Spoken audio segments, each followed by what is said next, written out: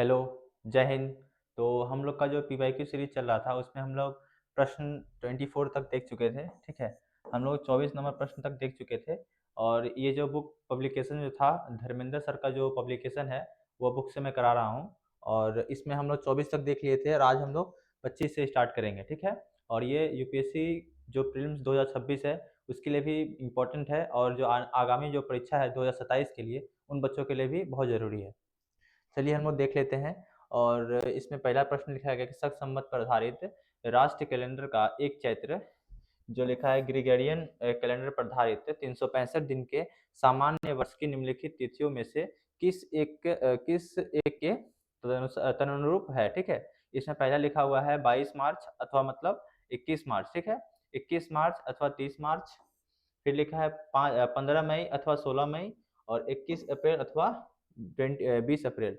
अब देखिए इसका जो उत्तर होगा, इसमें लिखा गया है कि 22 मार्च मतलब अथवा 21 मार्च, ठीक है। अब इसमें देखिए क्यों है इसका उत्तर ये, तो भारत का राष्ट्रीय जो कैलेंडर है शक संवत पर आधारित है, ठीक है। जिससे ग्रिगोरियन कैलेंडर के आधारित ग्रिगोरियन कैलेंडर के आधिकारिक नागरिक कैलेंडर के रूप में अपनाया गया 1957 में भारतीय राष्ट्रीय कैलेंडर के रूप में पेश, ठीक है। इसका जो फैक्ट जो है कुछ कुछ यहाँ पर जो दिया हुआ है। फिर लिखा गया कि शक कैलेंडर में भी ग्रिगोरियन कैलेंडर की भांति 365 दिन तथा 12 महीने हैं। इसकी शुरुआत चैत्र माह से ग्रिगोरियन कैलेंडर के 21 या 22 मार्च से होती है।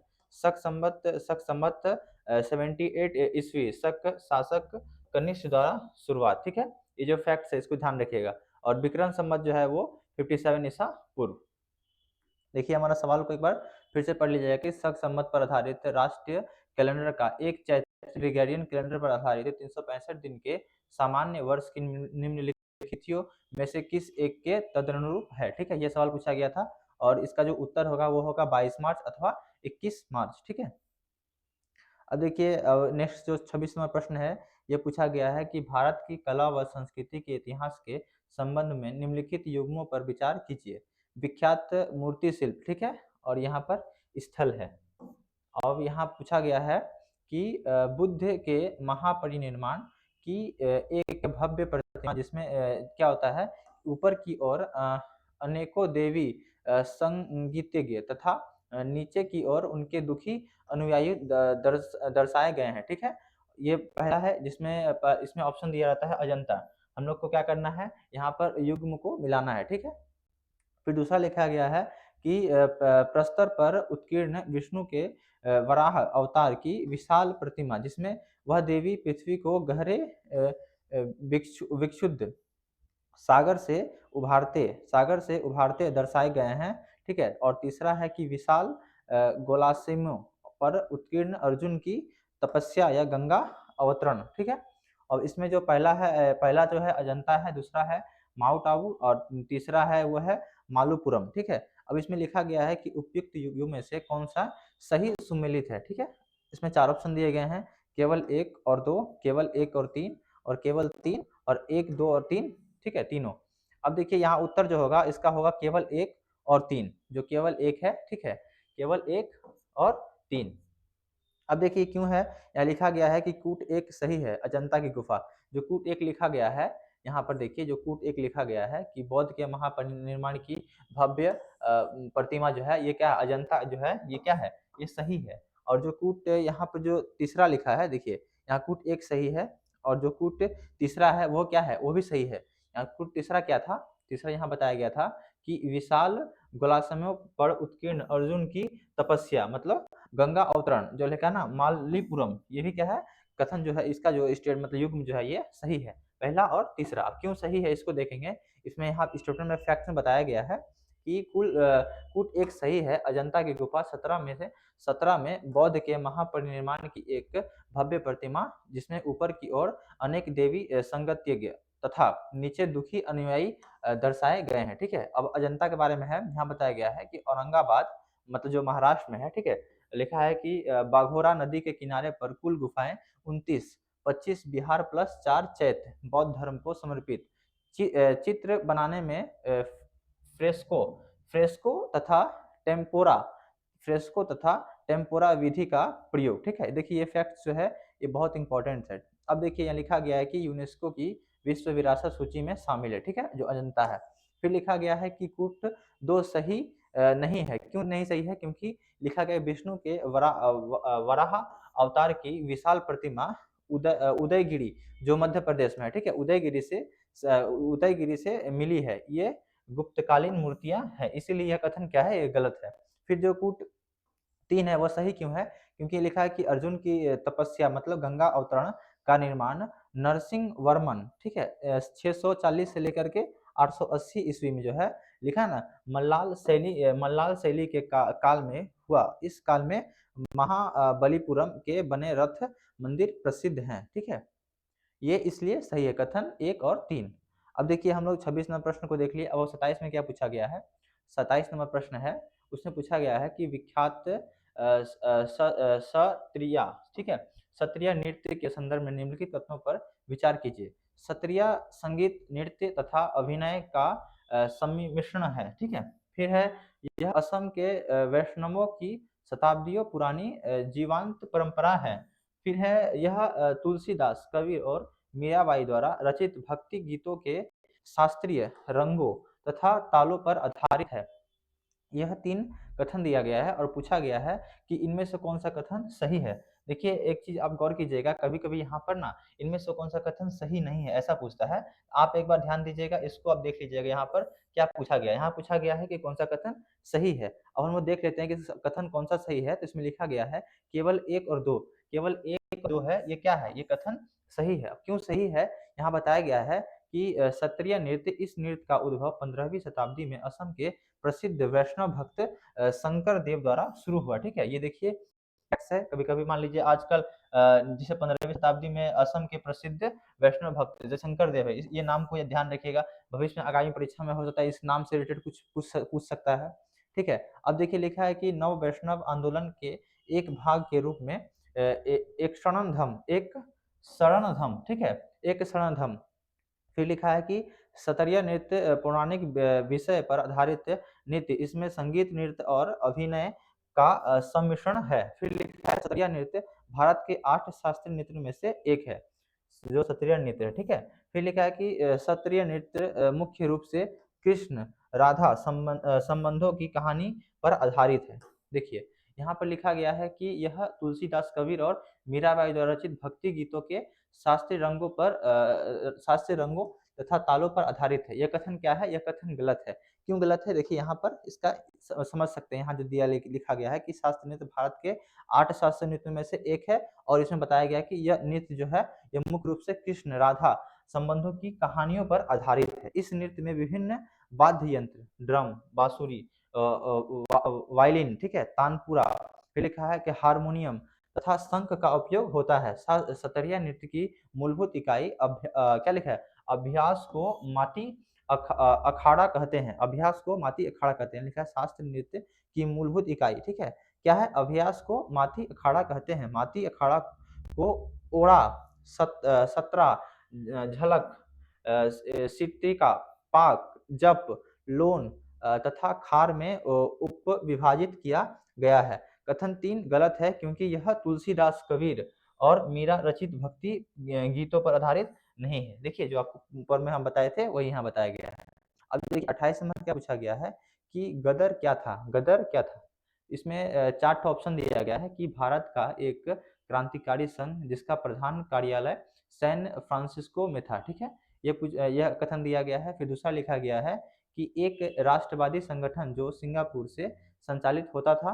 फिर तीसरा जो कुछ बताया गया है, यहाँ लिखा गया है कि एक उग्रवादी संगठन जिसका प्रधान कार्यालय बर्लिन में था। फिर चौथा है कि भारत की स्वतंत्रता के लिए एक कम्युनिस्ट आंदोलन जिसका प्रधान कार्यालय ताशकंद में था। पूछा क्या गया था कि गदर क्या था? इसमें 4 स्टेटमेंट दिए गए थे और हमसे पूछा जा रहा है कि इनमें से कौन सा कथन मतलब सही है। अब देखिए इसके बारे में जो थोड़ा भी पढ़े होंगे तो आप बता सकते हैं कि भारत का एक क्रांतिकारी संघ था, ठीक है। ये क्या है? भारत का एक क्रांतिकारी संघ था जिसका प्रधान कार्यालय सैन फ्रांसिस्को में था, ठीक है। ये जो कथन हमारा पहला है ये सही होता है। अब देखिए इसके बारे में बताया गया है कुछ फैक्ट्स कि 1 नवंबर 1913 में 13 ईस्वी में सोहन सिंह भाकना ने हिंदू एसोसिएशन ऑफ अमेरिका की स्थापना की। इसके द्वारा प्रकाशित गदर पत्रिका के कारण इसे गदर पार्टी कहा गया। ठीक है, रामचंद्र पेशावरी गदर पत्रिका के संपादक थे। ये देखिए, ये फैक्ट्स है, इसको ध्यान रखिएगा कि रामचंद्र पेशावरी गदर पत्रिका के संपादक थे। गदर पार्टी के सदस्य काशीराम भाई परमानंद, ठीक है, काशीराम और भाई परमानंद, सोहन सिंह, हरनाम सिंह, ठीक है, हरनाम सिंह, लाला हरदयाल, मोहम्मद बरकतुल्ला और भगवान सिंह, करतार सिंह सरावा और क्या था, रास बिहारी बोस इत्यादि। देखिए, इनमें से क्या पूछा जाएगा कभी कभी कि ये जो इतने सारे नाम दिए हुए हैं, इनमें से क्या करेगा कि आपको नाम दे देगा, ठीक है, और आपसे पूछेगा कि इनमें से कौन से जो क्रांतिकारी थे वो गदर पार्टी से मतलब बिलोंग करते हैं। ठीक है, और आपको जो युग में होता है इस तरह से पूछ सकता है। तो आप जो नाम दिया गया है इस नाम को आप ध्यान रखिएगा। अब देखिए, इसमें पूछा गया है, इसमें कुछ फैक्ट्स मतलब यहाँ बताया गया था कि यूपीएससी ने 2022 में गदर पार्टी के सदस्यों पर प्रश्न पूछा था। 2022 में क्या होता है कि इसी इसी कॉन्सेप्ट से जो होता है, थीम बेस पे यहाँ से पूछा जाता है। क्या थीम है कि गदर मतलब क्या है, गदर पार्टी जो है इससे मतलब इससे 2022 में पूछा गया था। अब देखिए, 29वां प्रश्न है, पूछा गया है कि भारत की संस्कृति एवं परंपरा के संदर्भ में कलारी पयट्टू क्या है। लिखा है कलारी पयट्टू क्या है। ठीक है, कलारी पयट्टू के बारे में पूछा जा रहा है। ये कलारी पयट्टू के बारे में पूछा जा रहा है और यहाँ पर हमको स्टेटमेंट दिया गया है कि यह शैव मत का प्राचीन भक्ति पंथ है जो अभी भी दक्षिण भारत के कुछ हिस्सों में प्रचलित है। ठीक है, यह पहला स्टेटमेंट है। उसके बाद है दूसरा स्टेटमेंट जो है, यह पूछा गया कि यह कांसे और पीतल के काम की एक प्राचीन शैली है जो अभी भी कोरोमंडल क्षेत्र के दक्षिणी हिस्सों में पाई जाती है। और तीसरा जो स्टेटमेंट है, यह नृत्य नाटिका का एक प्राचीन रूप है और मालाबार के उत्तरी हिस्सों में एक जीवंत परंपरा है। और चौथा स्टेटमेंट है, यह एक प्राचीन मार्शल कला है और दक्षिण भारत के कुछ हिस्सों में परंपरा है। ये 4 स्टेटमेंट दिया गया है। और हमसे प्रश्न क्या पूछा गया था कि भारत कालारी पयट्टू, ठीक है, कालारी पयट्टू क्या है। ठीक है, कालारी पयट्टू, इसके बारे में अगर कहीं बुक में लिखा होगा तो आप कहीं पढ़े होंगे तो ठीक है, नहीं पढ़े हैं तो आप यहाँ से देख लीजिए। ठीक है, और इसका जो उत्तर है यह है कि यह प्राचीन मार्शल कला है। क्या है यह मार्शल कला है। ध्यान रखिएगा, ये क्या है, मार्शल कला है और दक्षिण भारत के कुछ हिस्सों में जीवंत परंपराएं हैं। देखिए, इससे इस प्रकार से पढ़ने से ये होता है कि अगर मान लीजिए कि आप इसके बारे में थोड़ा सा भी जान गए तो क्या है, इसके बारे में पता चल गया कि यह मार्शल कला। अगर भविष्य में मान लीजिए इसी में से कोई स्टेटमेंट पूछता है और आपको इसके बारे में पता होगा तो क्या आपको पता रहेगा, अच्छा ये ऑप्शन में क्या है कि ये मार्शल कला है, तो आप वहां से एक ऑप्शन को छांट सकते हैं। यह एक तो मतलब बेनिफिट होता है वैक्यू को एनालाइज करके पढ़ने में। तो यह क्या है, एक मार्शल कला है और दक्षिण भारत के कुछ हिस्सों में जीवंत परंपरा है। ठीक है, अब लिखा है कि कलारी पयट्टू जो है सबसे पुरानी युद्ध प्रणाली में से एक आधुनिक कुंफू का जनक माना जाता है, मतलब मार्शल आर्ट जो है। ठीक है, फिर यहाँ लिखा गया है कि उत्पत्ति 3वीं शताब्दी ईस्वी ईसा पूर्व से 2री शताब्दी ईसा पूर्व केरल में हुई, संगम साहित्य में वर्णित है। ये कहाँ वर्णित है, देखिए भविष्य में पूछा जा सकता है कि ये जो यहाँ पर मार्शल आर्ट कौन से साहित्य में वर्णित है। ठीक है, तो संगम साहित्य में वर्णित रहता है। देखिए, नोट करने वाली बात यहाँ पर यह है कि सिमलंग एक प्राचीन हथियार आधारित मार्शल आर्ट तमिलनाडु कलारी पयट्टू में से निकटता रखता है। ठीक है, अब देखिए यहाँ पर कुछ फैक्ट्स और भी हैं। यहाँ थांगटा मणिपुर से संबंधित है। फिर लिखा है कि गतका पंजाब से है, पाइका जो है उड़ीसा से है, फिर है मर्दानी जो है महाराष्ट्र से है, परिखंडा जो है बिहार से है, फिर है छोलिया जो है उत्तराखंड से है, पांग हल्सोल है सिक्किम से है। जो मणिपुर है इसमें क्या है, इससे समझ है कि यूपीएससी ने 2018 में पूछा था मणिपुर से। हो सकता है भविष्य में आपसे उड़ीसा से पूछ ले या बिहार से पूछ ले। ठीक है, तो ध्यान रखिएगा। अब देखिए, यहाँ लिखा गया है कि निम्नलिखित युगों पर विचार कीजिए। ठीक है, इसमें पहला युग में दिया गया है कि गरवा। ठीक है, गरवा जो है यहाँ गुजरात लिखा है, फिर लिखा है मोहिनीअट्टम उड़ीसा है, फिर लिखा है यक्षगान कर्नाटक है। अब देखिए, उपयुक्त युग में से कौन से सही सम्मिलित है। ठीक है, केवल एक है, केवल 2 और 3 है, 1 और 3 है और 1 2 3 तीनों है। अब देखिए, इसका उत्तर जो होगा क्या होगा कि केवल 1 और 3। देखिए, केवल 1 और 3। गरबा जो है गुजरात से है और यक्षगान जो है वो कर्नाटक से संबंधित है, लेकिन मोहिनीअट्टम जो है उड़ीसा से संबंधित नहीं है, ठीक है। तो वही यहाँ पे बताया गया है कि गरबा एक पारंपरिक नृत्य मूल रूप से नवरात्रि के अवसर पर किया जाने वाला क्या है, गुजराती लोक नृत्य है। गरबा वास्तव में एक लिखा है ना, गर्भद्वीप को संदर्भित करता है। देखिए भविष्य में आपको पूछा जाएगा गरबा किसको संदर्भित करता है, ऑप्शन दे देगा 4 ठो, उसमें अगर आपका ये ऑप्शन रहेगा तो ये सही हो जाएगा। क्या है, गर्भद्वीप को संदर्भित करता है। पवित्र मिट्टी का बर्तन जिसमें लौ जलाई जाती है, महिलाएं और पुरुष लयबद्ध होकर एक के चक्र में उसके उसके चारों ओर नृत्य करते हैं घेरा बनाकर, ठीक है। फिर लिखा मोहिनीअट्टम 8 शास्त्रीय नृत्यों में से क्या है, 8 शास्त्रीय नृत्यों में से एक केरल, लिखा है ना कि त्राकोण के राजाओं ने क्या लिखा, संरक्षण प्रदान किया महिलाओं द्वारा किए जाने वाले एक एकल एकल नृत्य। यह नृत्य अभिनय पर बल देता है, बांसुरी, वीणा, ताल, वाद्य यंत्र, इदाक्का, ठीक है, का प्रयोग, ठीक है। यह संगीत की कर्नाटक शैली का उपयोग करता है। यह संगीत कर्नाटक शैली का उपयोग करता है। अब देखिए यहाँ पर और भी फैक्ट दिए गए हैं। यहाँ लिखा है कि मोहिनीअट्टम विष्णु के स्त्री नृत्य की कहानी कहता है। अब देखिए यहाँ पर एक जरूरी बात है कि मोहिनीअट्टम जो है जो विष्णु के स्त्री नृत्य की कहानी कहता है, ठीक है। यहाँ पर आपसे भविष्य में पूछा जाएगा तो आप बता दीजिएगा यह किस क्या है कि विष्णु के स्त्री नृत्य की कहानी कहता है। फिर लिखा है यक्षगान कर्नाटक का पारंपरिक नाटक के रूप है। यह ओपन थिएटर में क्या होता है, ओपन थिएटर में होता है, आमतौर पर फसलों की कटाई के बाद। यह किससे संबंधित है, तो फसलों की कटाई के बाद होता है। वो क्या कहता है, यक्षगान जो कर्नाटक के पारंपरिक नाटक के रूप है उसको यहाँ पर फसलों को कटने के बाद मतलब होता है। यह देखिए लिखा है कि यक्षगान रामायण या प्रसंगों पर आधारित है। यक्षगान किस पे आधारित है, तो रामायण और महाभारत के प्राचीन प्रसंगों पर आधारित है। ड्रम, हारमोनियम, ताल, बांसुरी का उपयोग, ठीक है। फिर लिखा है कि मुंह मेला, ठीक है, अभिनेता तथा हिम्मेला पृष्ठभूमि गायक तथा वादक इसके भाग हैं, ठीक है। इसके भाग कौन कौन से हैं, तो मुंह मेला है और है ही हिम्मेला, ठीक है। अब देखिए यहाँ पर एक तीसरा प्रश्न गया है कि भारत में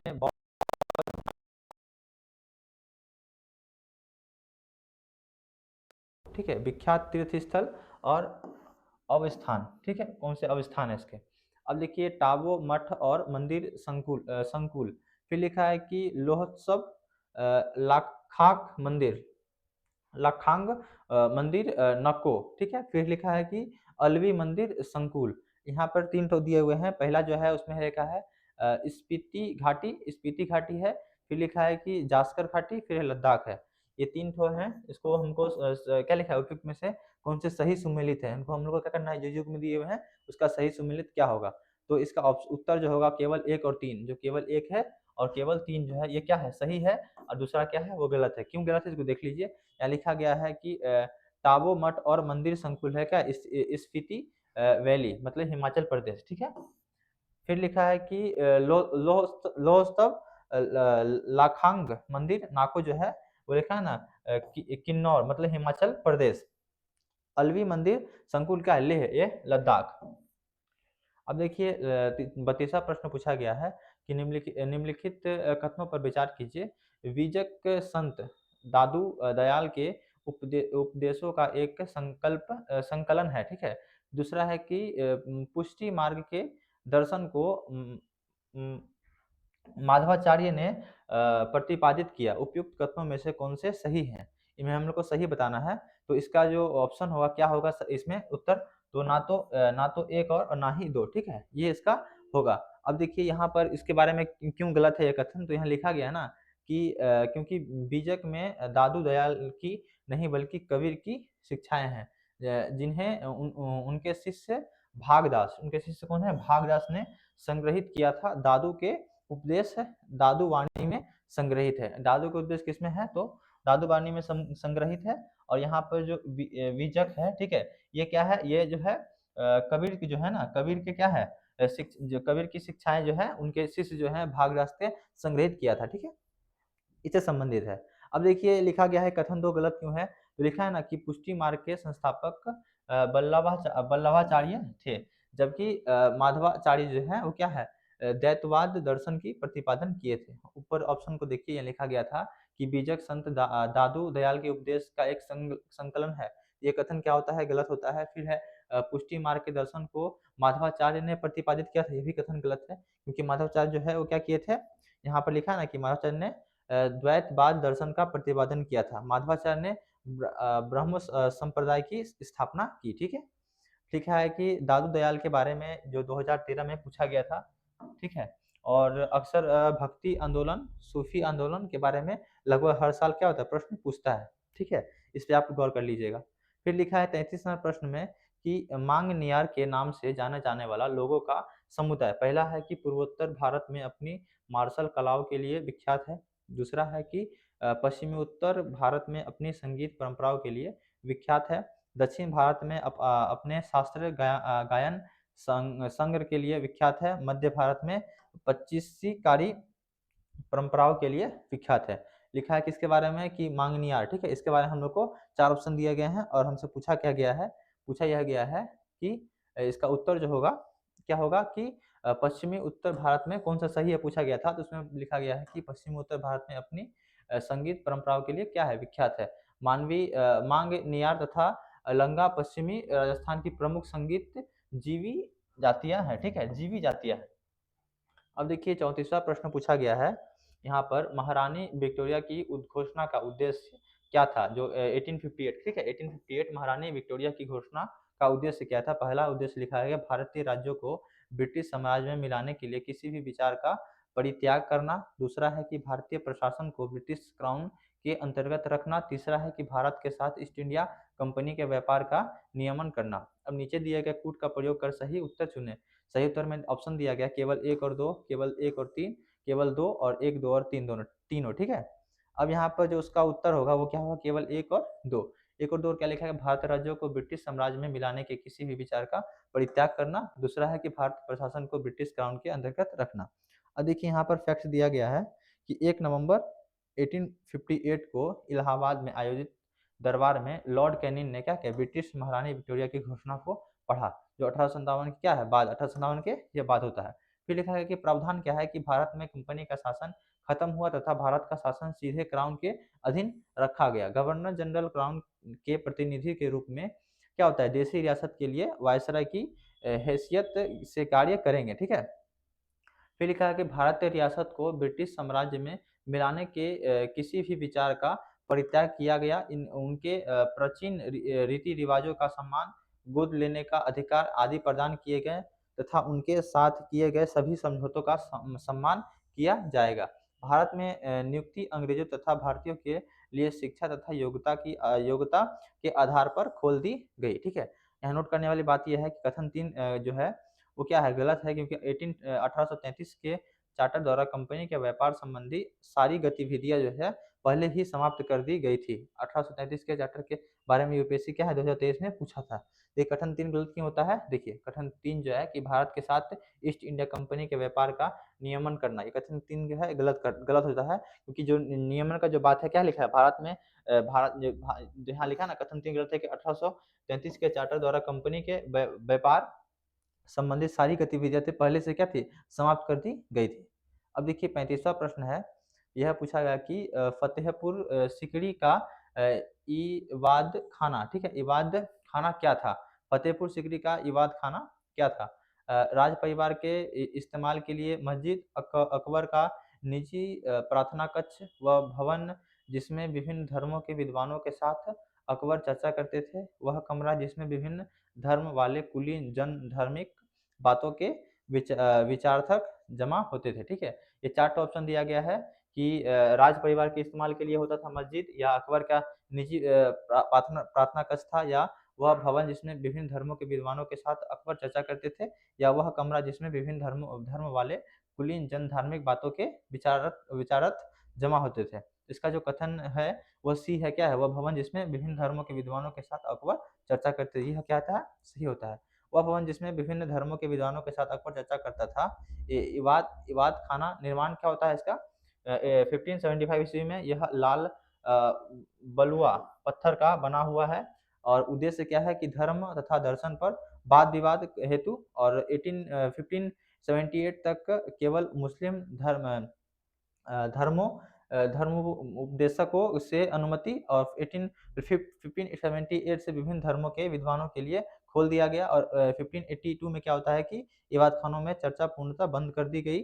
और इसमें क्या लिखा है, बृहस्पतिवार के दिन क्या होता है, धार्मिक चर्चा होती थी। इसमें किस दिन होता था धार्मिक चर्चा, तो बृहस्पतिवार को होता था। ठीक है, तो आज हम लोग इतना ही प्रश्नों को रहने देते हैं। ठीक है, 35 तक आज हम लोग कर लिए हैं। नेक्स्ट नेक्स्ट वाले वीडियो में हम लोग 35 के बाद जो 36 वाला प्रश्न है उसको स्टार्ट करेंगे। ठीक है, ये काम करते हैं 36 करा देते हैं, फिर हम नेक्स्ट में 2015 से स्टार्ट करेंगे। ठीक है, 36 तक करा देते हैं। ठीक है, फिर लिखा है कि भारत, कुछ और फैक्ट्स है, इसको देख लीजिएगा आप। अब देखिए लिखा है कि भारत के निम्नलिखित नगरों पर विचार कीजिए। पहला है भद्रचलम। ठीक है, फिर लिखा है कि कांचीपुरम, चंदेरी, करनाल। उपयुक्त में से कौन से पारंपरिक साड़ी वस्त्र उत्पादन के लिए विख्यात है? कौन किसके लिए पूछा जा रहा है? साड़ी वस्त्र उत्पादन के लिए। तो इसमें जो है चंदेरी तथा कांचीपुरम साड़ी के उत्पादन के लिए प्रसिद्ध था। केवल 2 और 3 जो है। ठीक है, ये कथन क्या होगा, सही होगा, 2 और 3। ये क्या है कि क्या है, साड़ी के उत्पादन के लिए प्रसिद्ध था। अन्य क्षेत्र जो है उपदा जामदानी साड़ी। ठीक है, उपदा जामदानी साड़ी, उपहा। फिर लिखा है आंध्र प्रदेश। फिर लिखा है बनारसी साड़ी, पैठनी साड़ी गुजरात के लिए है। फिर लिखा है कि तुषार सिल्क साड़ी, ये पूर्व भारत के लिए है। फिर लिखा है कि कलमकारी साड़ी जो है आंध्र प्रदेश। यहाँ देख लीजिए कौन साड़ी किसके लिए विख्यात है। ठीक है, यहाँ पर उसका राज्य का नाम भी दिया हुआ है। एक बार इसको देख लीजिएगा, भविष्य में हो सकता है कि आपको घुमा फिरा के इन्हीं से प्रश्न पूछ ले। तो आज हम लोग रहने देते हैं। नेक्स्ट वीडियो में हम लोग 2015 में जो पूछा गया था वहाँ से स्टार्ट करेंगे। अब मैं आपको बता दूं कि हम लोग अभी सिर्फ हिस्ट्री का देख रहे हैं। 2013 से लेकर के 2025 तक जितने पूछे गए प्रश्न हैं उनको हम लोग देख रहे हैं। जिसमें हम लोग हिस्ट्री का स्टार्ट किए थे उसमें हम लोग 37 प्रश्न को 36 तक कर चुके हैं। 37 प्रश्न को हम नेक्स्ट वीडियो में देखेंगे। ठीक है, तो फिर मिलते हैं नेक्स्ट वीडियो में इसके बचे हुए पार्ट्स के साथ। धन्यवाद।